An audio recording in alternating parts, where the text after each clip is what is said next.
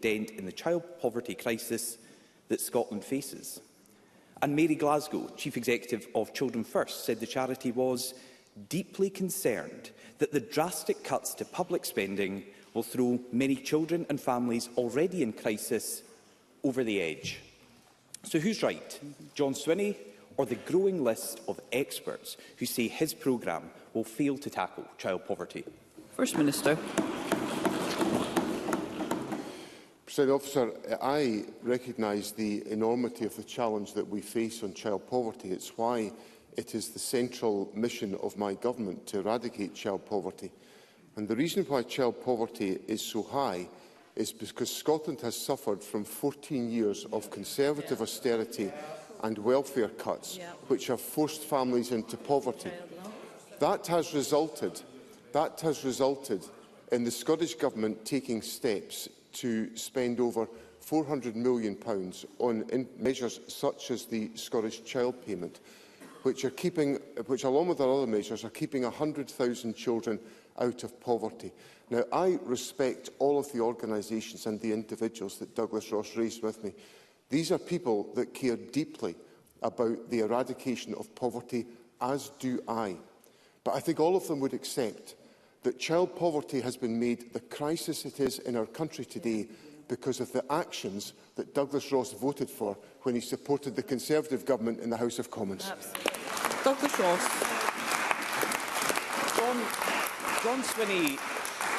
John Swinney says he respects and cares deeply about these experts. These experts were not speaking about previous decisions of the UK Government or current decisions of the Labour Government.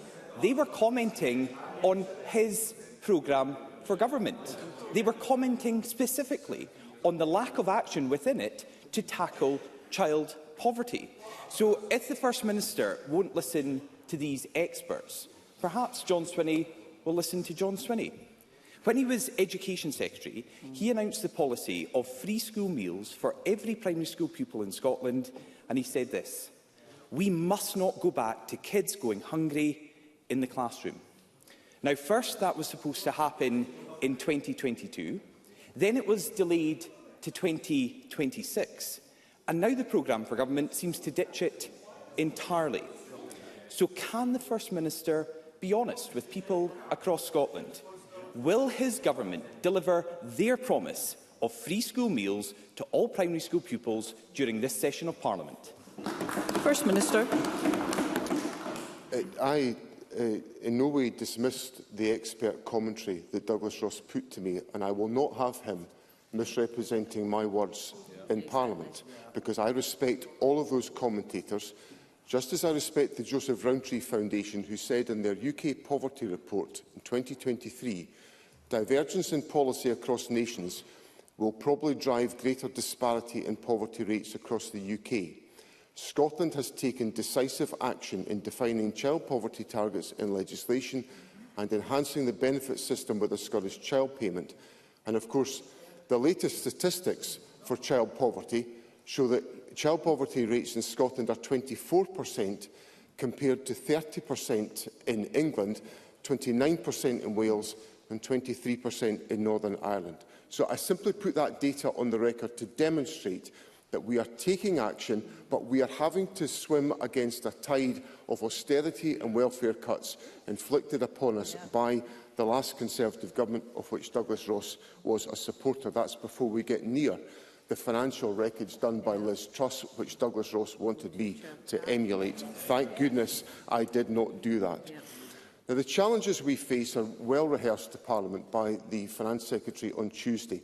As a consequence of cumulative inflation, which over the last 3 years has been 18.9%. 18.9%. That has undermined the value of money that we have available. The Government will deliver the commitment that I set out yesterday to ensure that free school meals are available for all primary 1 to 5 pupils on a universal basis and primary 6 and 7 who are eligible for the Scottish Child Payment, and will deliver that in this parliamentary term. Douglas Ross. I really don't know why SNP members are applauding that, because that was a very long answer that didn't address the very specific point. So I'll try again. Does John Swinney commit now to deliver the pledge he made as Education Secretary to deliver free school meals to all primary school pupils by the end of this parliamentary session? That was a simple question that can surely get a simple yes or no answer. And let me ask about another pledge that the SNP made to the poorest children in Scotland. This year's exam results showed that the attainment gap is at a higher level, is wider than ever. John Swinney, the Education Secretary, vowed to eradicate the attainment gap completely. Yet John Swinney, the First Minister's bold ambition is merely to seek to reduce it, and he's even failing at that. So is John Swinney proud that his legacy will be Scotland's poorest children falling further behind? First Minister. Presiding Officer, the Government is facing very challenging financial times, and I set out yesterday that we will deliver the commitment to ensure that free school meals are available for primary 6 and 7 pupils who are eligible for the Scottish Child Payment. But we will not be able in this parliamentary term to roll out the eligibility on a universal basis across primary 6 and 7 pupils, because our budget has been eroded by the fiscal mismanagement and the sky-high inflation which Douglas Ross was party to creating as part of his support for the United Kingdom Government. Now, on the question of the attainment gap, the Government, of course, has given steadfast support to the education system through the delivery of the Scottish Attainment Challenge and pupil equity funding. And what do we see? We see, amongst young people leaving school and going into positive destinations, the attainment gap has reduced by 60%. 60%. That is transformational for the lives of young people in Scotland, and I'm glad the Government delivered those commitments. Douglas Ross. Well, I'm glad at my second attempt I was able to get an honest answer out of John Swinney. He has confirmed that the SNP are breaking their promise to deliver free school meals to all primary school pupils in Scotland.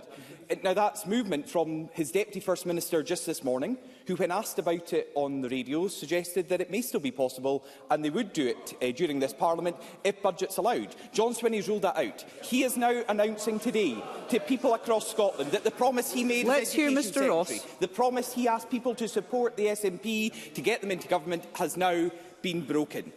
Eradicating the attainment gap was supposed to be the SNP's #1 priority, but the attainment gap is as wide as ever. And now it's clear that the top priority of eradicating child poverty is going to go the same way, because the First Minister has just announced they have abandoned their pledge to provide free school meals for all.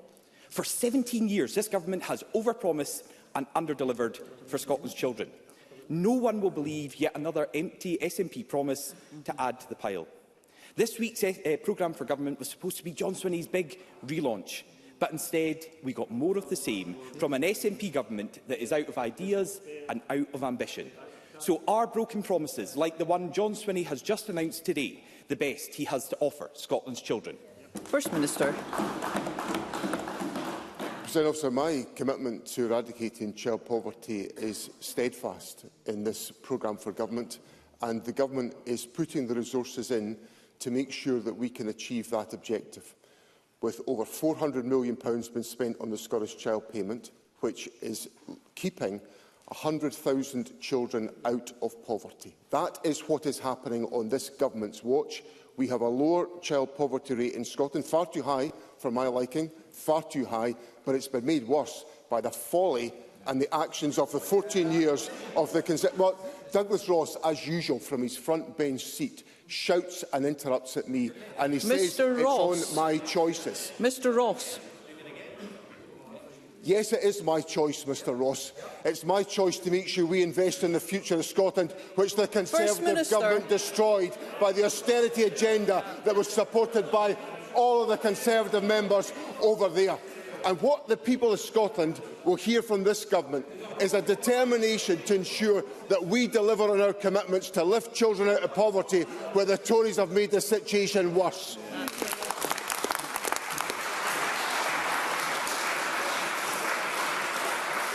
Before we move to question 2, I will remind members of the requirement that they conduct themselves in a courteous and respectful manner, and that includes respecting the authority of the presiding officer when they're asked to desist from behaviour that is neither. We move to question 2, and I call Anna Sarwar. Thank you, Presiding Officer. Can I take this opportunity to welcome the election of a new UK Labour government and to congratulate Keir Starmer on becoming Prime Minister? I'm sure the whole chamber will want to congratulate all of Scotland's MPs, new or returning, regardless of party, who have been elected to represent and deliver for the people of Scotland. Yesterday, the First Minister outlined his programme for government, a statement with no vision, no strategy and no plan. And nowhere was that more glaring than for our NHS. On their watch, over 864,000 Scots are on an NHS waiting list. That is 1 in 6 people across the country. Now, the previous 2 First Ministers promised a catch-up plan and things got worse. But this First Minister didn't even mention it. And unbelievably, despite growing demand and lengthening waiting lists, our NHS is performing 50,000 fewer operations a year than before the pandemic. So by what date does John Swinney expect patients to receive the standard of care they deserve and that they are legally entitled to? First Minister. First of all, Presiding Officer, let me echo the words of welcome from Anna Sarwar to Keir Starmer as the new Prime Minister. The Prime Minister telephoned me the day of his election as Prime Minister and came to see me on the Sunday after the election, and I very much welcome the efforts the Prime Minister has made to create a better relationship between the Scottish Government and the United Kingdom Government. Frankly,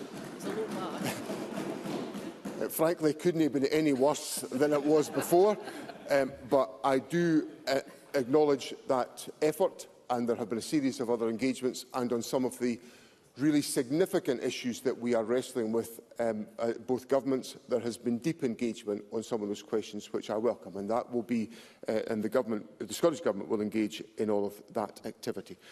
We face significant challenges in the National Health Service, as Mr Sarwar knows.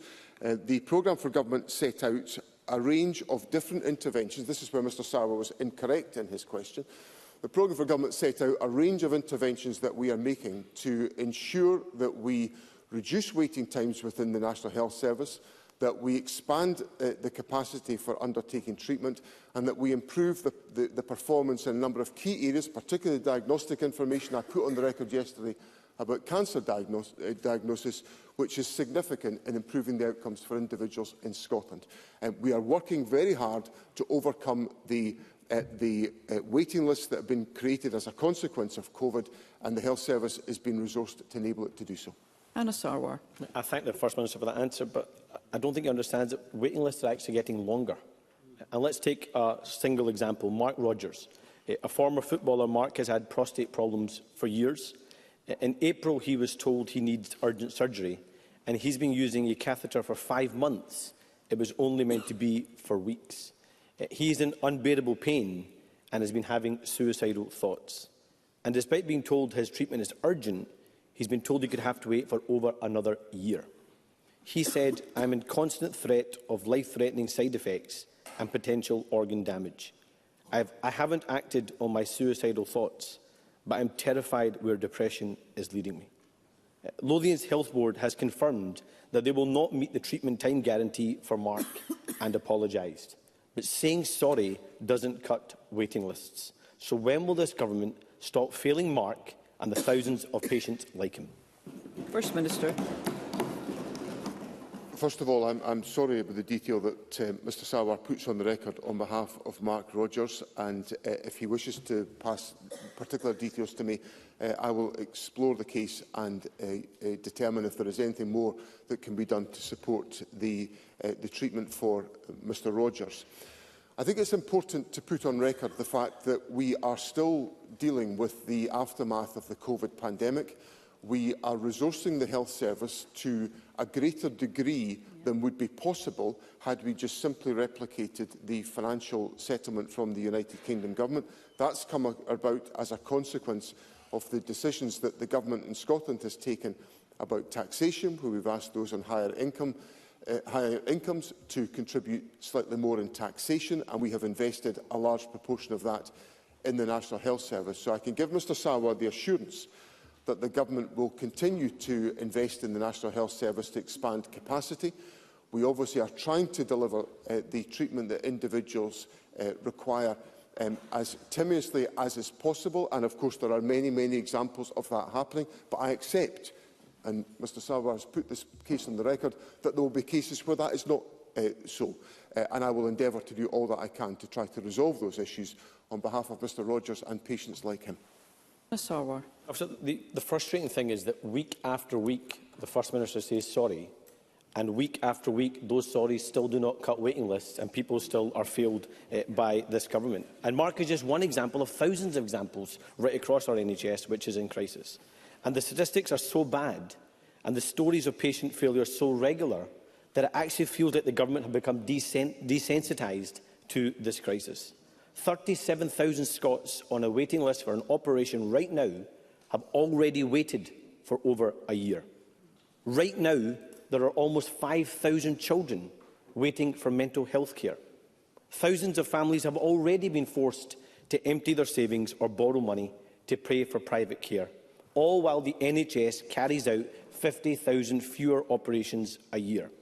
So can't the First Minister see that behind every one of these numbers is a patient in pain, an anxious family and a workforce at breaking point, and that we need a government in Scotland that is serious about saving our NHS so it's there for people when they need it? First Minister. Can I reassure Mr Sarwar that there is nobody in government, certainly not me and certainly not the Health Secretary, who is desensitised to the scale of the challenge, and we are very much focused on improving the performance of the National Health Service. Mr Sarwar talked about one of the examples that he cited was about children's access to mental health services, and there is a stronger performance being delivered there, and I welcome that. That's come about because of the commitment and the dedication of staff and the ability to expand capacity to do that.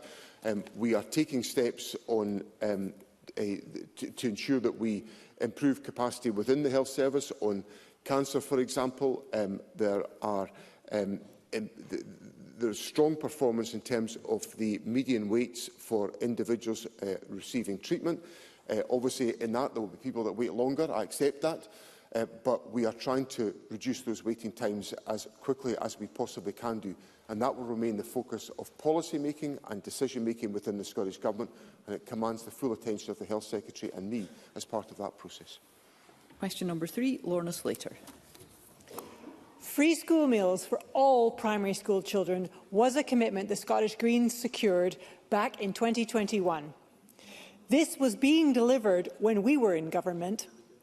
Policy right up until April this year was to roll out universally to all children in P6 and 7 by 2026.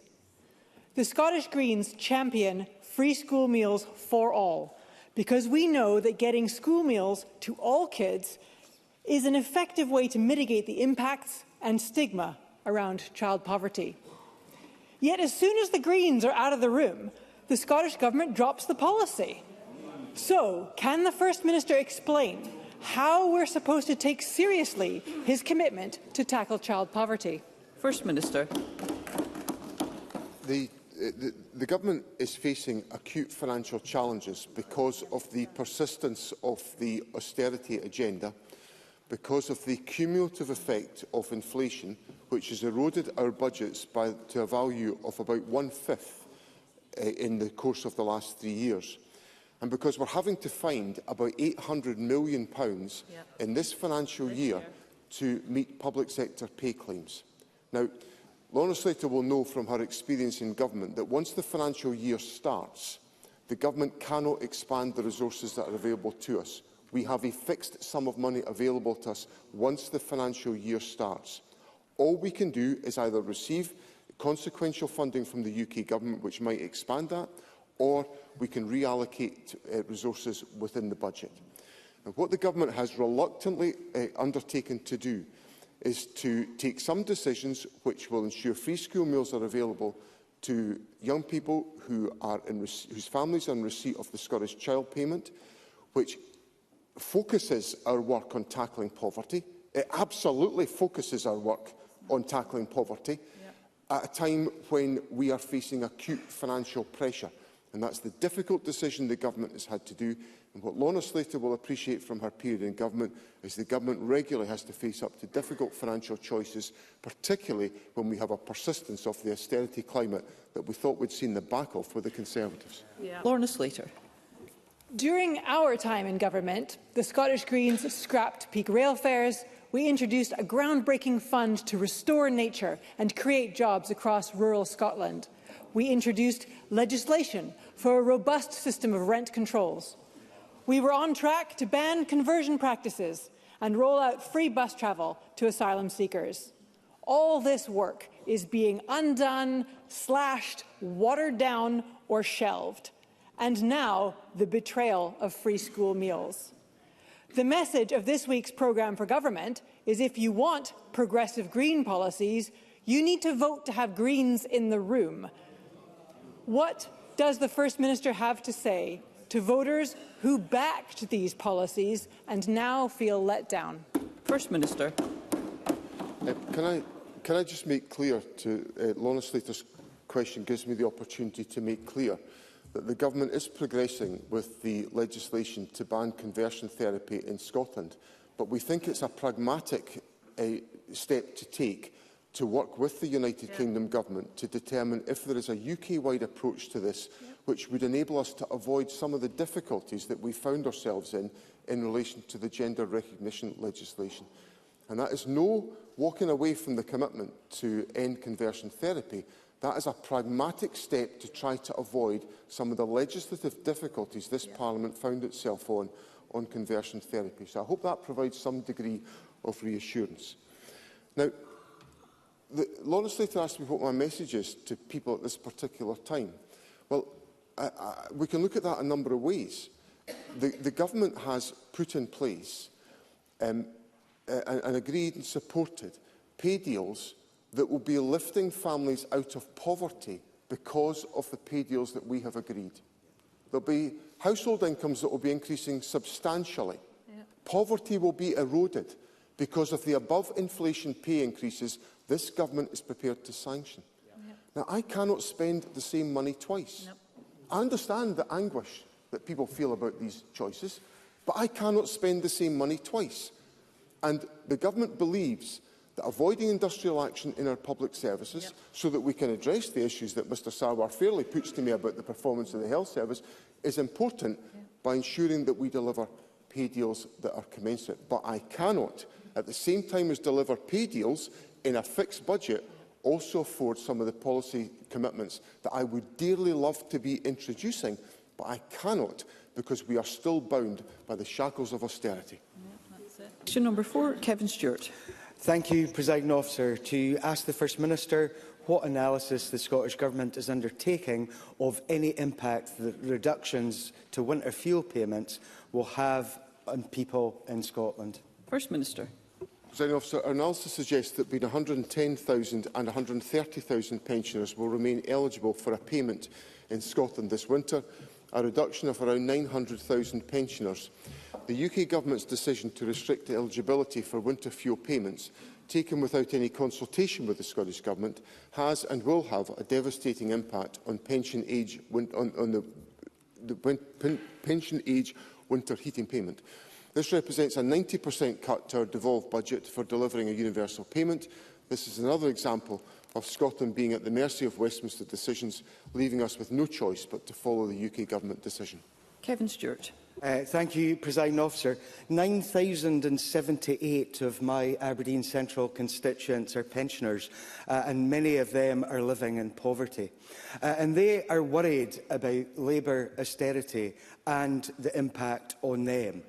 Does the First Minister share my view that Labour's brutal cutting of winter fuel payments is not only an attack on older people, but an attack on devolution itself, as the Chancellor showed no interest whatsoever in consulting the Scottish Government ahead of her decision?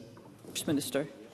President Officer, the The point that Kevin Stewart makes about the impact of the winter fuel payment cut is absolutely valid. There will be pensioners who are not in an affluent position who will be suffering significantly as a consequence of this. But if you then add on to that the fact that there was a commitment to reduce fuel bills by on average £300 from the incoming Labour government, but in fact people are going to see their fuel bills increase by an average £149, that is going to compound the damage that is going to be done to those pensioners as a consequence. So I don't underestimate the scale of the difficulty. If there was another alternative, I would have liked to have taken it, but Mr Stewart will also appreciate from his experience in government, I cannot find £160 million to enable us to continue that payment on a universal basis, much as I would like to do. I think on the intergovernmental relations question, I accept that decisions get taken abruptly by governments. Sometimes my government has to do that as well. But obviously I would encourage the United Kingdom Government to engage in deeper dialogue with the Scottish Government as we try to resolve the very difficult circumstances that we all face. Question number 5, Ros McCall. Thank you, Presiding Officer. To ask the First Minister what the Scottish Government's response is to the recently published report, Education Outcomes for Looked After Children 22-23. First Minister. So the Scottish Government is resolute in our commitment to keep the promise. The attainment gap between care experience and all children has been narrowing at all levels since 2009-10. This gap continues to narrow at the highest levels of achievement, and for low-level qualifications remain narrower than it was pre-COVID. Whilst overall figures indicate there is more to be done on exclusions and attendance, with support through the Care Experience Children and Young People Fund and the virtual head teacher network, we have seen real successes in these areas in schools across Scotland. Working with Education Scotland, local government and the Promise Scotland, we must learn and build on this work to continue to improve outcomes for children and young people with care experience. Ros McCall. I thank the First Minister for that response, but I'm surprised. The key findings of this report are deeply concerning. Educational attainment has fallen, school attendance rates declining, and exclusion rates for looked after children has risen for the first time in 12 years and is almost 6 times the rate of all pupils. Despite commitments of the Promise, for which an example promised to scrap the exclusions for care experienced children, it's clear from this report that the Scottish Government is failing in this mission. Now, young people across Scotland are now seeing the chances of success increasingly determined by their own circumstances, which is shameful. First Minister, what has gone wrong here, and what more is the Government going to do to ensure our care experienced community get what was promised? First Minister. I think the Government's commitment to the promise is absolute. I was in government when the commitment was originally given. It will remain steadfast in any government that I lead, but I also recognise the challenges that we face here. The Education Secretary, just at the start of the school year, published the steps that have been taken in relation to behaviour and attendance within our schools, because we recognise, and this has been prompted by constructive discussion within Parliament, that in the aftermath of COVID, there are significant implications in relation to school attendance and behaviour as a consequence of the disruptive effect of COVID. And that affects all young people, and it will have an effect on care experienced young people into the bargain. So we will continue our focus on addressing these issues. There are, of course, other aspects of the work that we're taking forward which are being implemented as part of our commitments to the promise. One of them was the enactment of the provisions of the Children, Care and Justice Scotland Act 2024, which ends the placement of children in young offenders institutions in Scotland. I'm glad that came into force on the 28th of August, and I'm deeply grateful to everybody across our system who's made that possible. And that is just one other commitment in the promise which the Government has delivered, and we will deliver more. Thank you. More concise questions and responses will enable more members to have an opportunity to put questions. I call Martin Whitfield. Very grateful, Presiding Officer. The gap in attendance rates between looked-after pupils and all pupils in secondary schools has widened to 8 percentage points in 22-23. This means that the actions taken previously have not had a positive difference in getting these young people to school.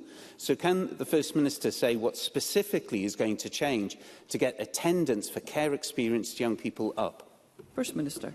I think some of the points that I recognise the point that Mr Whitfield makes, and some of the points are contained within the the work that I set out in my original answer, where we will be trying to ensure that we maintain young people's engagement in education in all circumstances. Now, obviously, attendance would be desirable, ideal,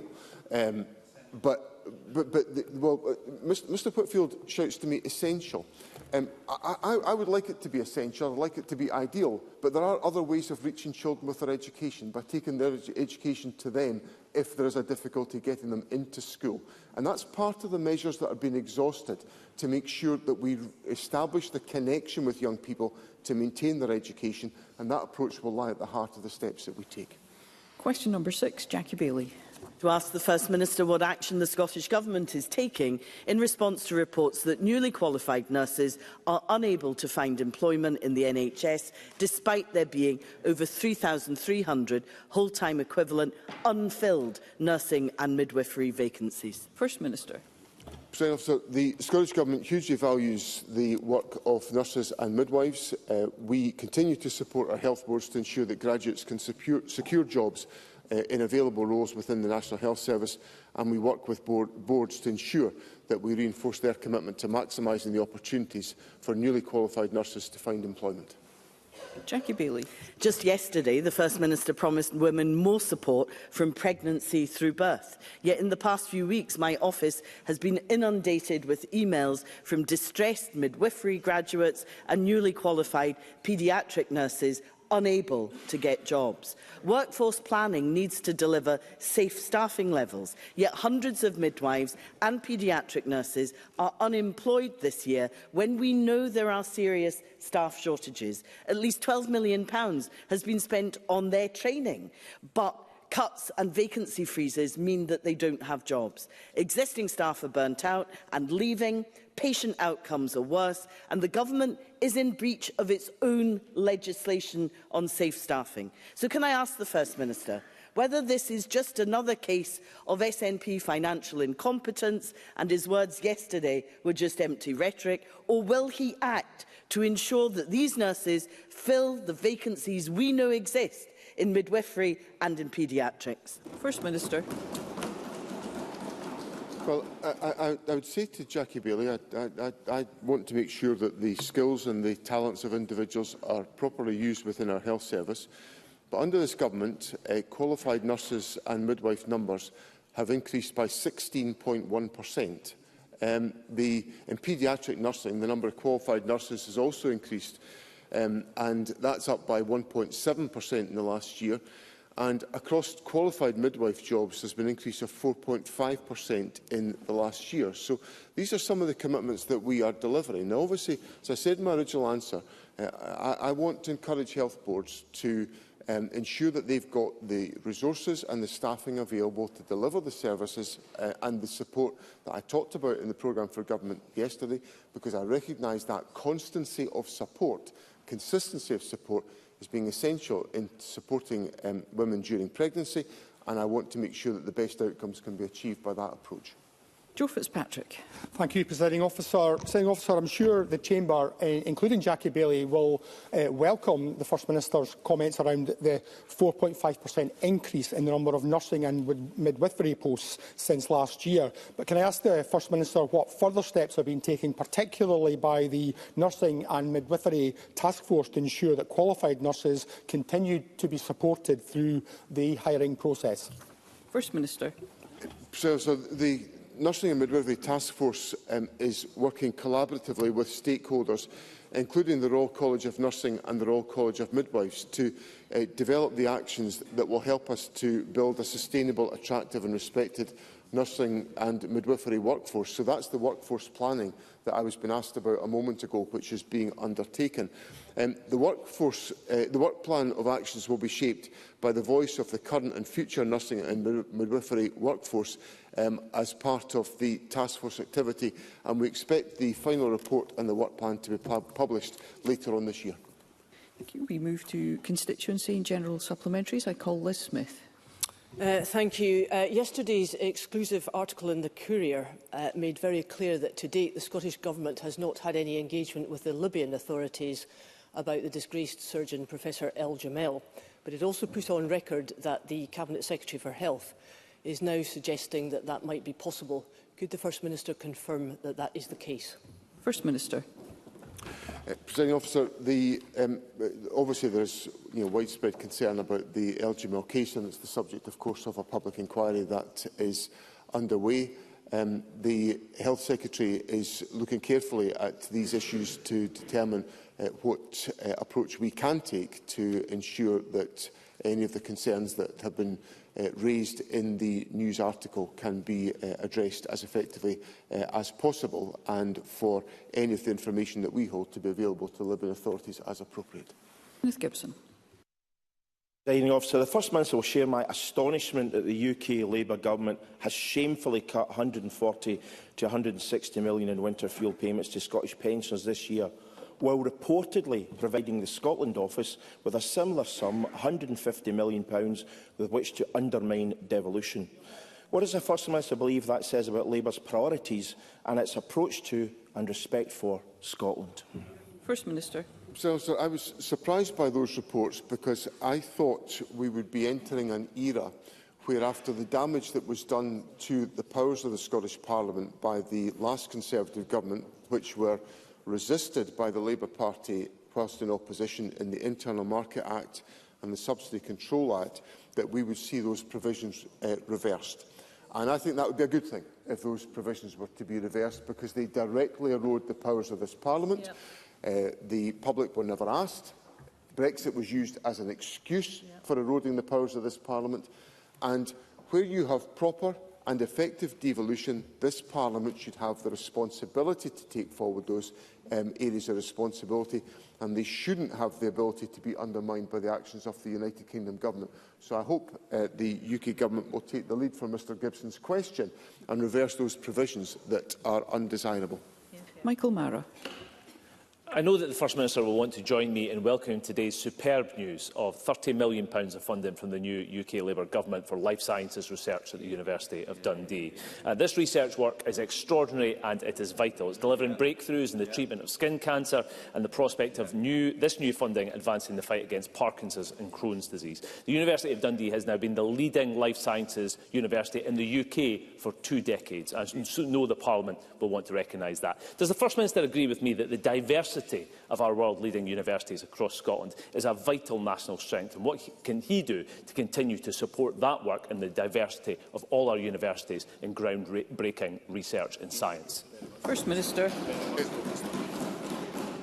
So I'm very, as Mr Mara will not be surprised, I'm very familiar with the life sciences work of the University of Dundee. It's been my privilege over my parliamentary career to talk about these issues on many occasions with individuals such as Professor Mike Ferguson, who's done such a superb work in developing the resources at the University of Dundee, of course built on very strong foundations over many years.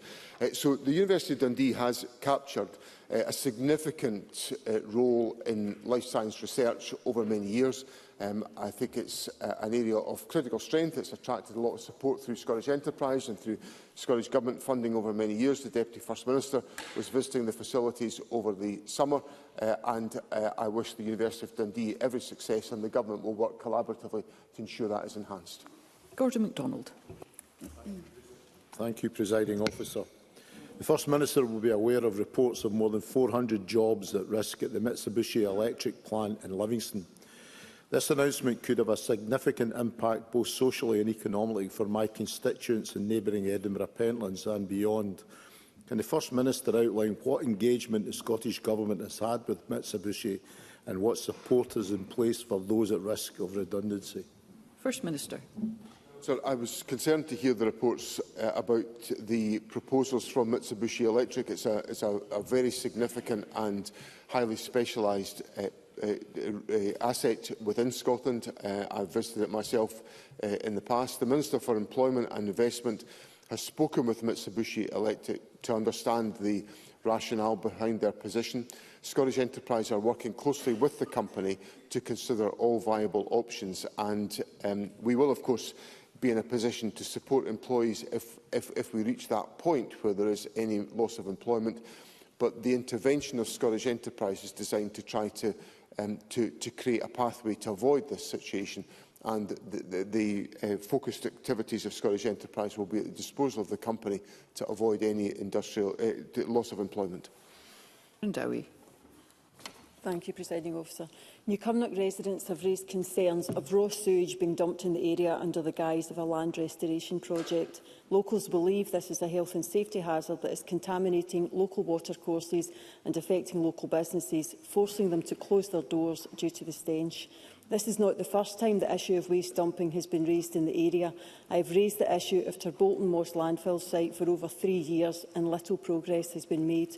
Can I ask the First Minister what checks are made on land that has been designated as a restoration project and what measures are in place to ensure that discarded waste materials complies with regulations?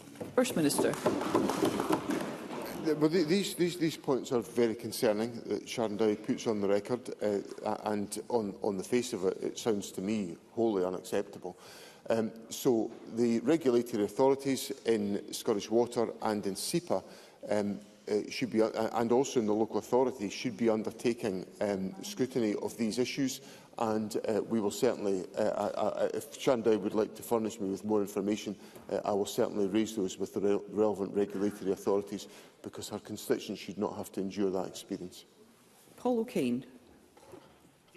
Disappointing, unjustifiable and a breach of trust is how human rights organisations like the Scottish Human Rights Commission, Amnesty and the Human Rights Consortium have described the government abandoning human rights legislation from this session of Parliament. And indeed, coupled with the apparent abandoning of the Learning Disability, Neurodiversity and Autism Bill, and decisions such as reprofiling £10 million of money for changing places toilets, what does the First Minister think this says to disabled people? And what does he think more widely it says to people whose human rights are often most at risk? What is his government going to do about this? First Minister. Well, the government takes a number of steps to ensure that the rights and the support for disabled people are taken forward. Over the summer, I met, along with the Equalities Minister, the Glasgow Disability Alliance and a number of other organisations representing people with disabilities in Glasgow, and we had a very open conversation about some of the issues that required to be addressed. And I can assure Mr O'Kane and stakeholders that the government takes very seriously these issues and will take all practical steps we can to address the issues that are of concern. Claire Adamson. Thank you, Presiding Officer. Parents and carers and pupils in Motherwell and Wishaw have repeatedly tried to raise concerns after the Labour North Lanarkshire administration, with support from the Conservatives, cut school transport provision.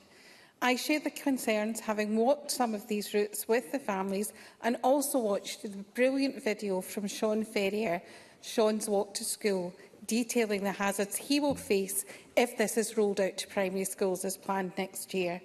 Can I ask the First Minister what processes are in place for parents, carers and pupils to challenge decisions on safety grounds and challenge the local authorities' refusal to review these walking routes? First Minister. President Officer, the issues at stake here are properly a matter for the local authority to determine, but the local authority have a duty to make arrangements that they consider necessary for the transport of pupils between home and school, and to have regard to their safety. So that commitment is a significant element of the guidance that is available, and that has to be addressed by the local authority. And the local authority's engagement processes should be designed to ensure that parents and carers can make those representations where they are concerned about the safety of their children, and the local authority should take those seriously. And Oliver Mundell. Thank you, Presiding Officer. As the First Minister will be aware, since plans for a new Galloway National Park were announced over the summer, there has been significant and growing opposition to this proposal, which now spills into my own Dumfriesshire constituency. Many fear this promises to be yet another example of urban do-gooders imposing their sanitised, over-regulated idea of the countryside on already fragile rural and agricultural communities. It's not supported by the local NFU, and hundreds of people are concerned with what is planned. Can the First Minister give a guarantee today that if local people say no to the proposal, it will not go ahead? First Minister. Well, obviously, there's an aspiration for there to be national parks. Part of my constituency is in a national park, and there's a lot of good work is undertaken there. But obviously the process of taking forward the proposals in relation to the Galloway National Park requires engagement and consultation. The Government stands ready to undertake that dialogue and discussion, and will obviously listen to the points that are put forward by Mr Mundell and his constituents, and the constituents who are influenced and affected by this, and will come to its conclusions. But I would simply encourage anyone who's got a view to express about this to take part in the consultation process. Thank you. That concludes First Minister's questions. The next item of business is a member's business debate in the name of Sarah Boyack, and there will now be a short suspension to allow those leaving the chamber and the public gallery to do so.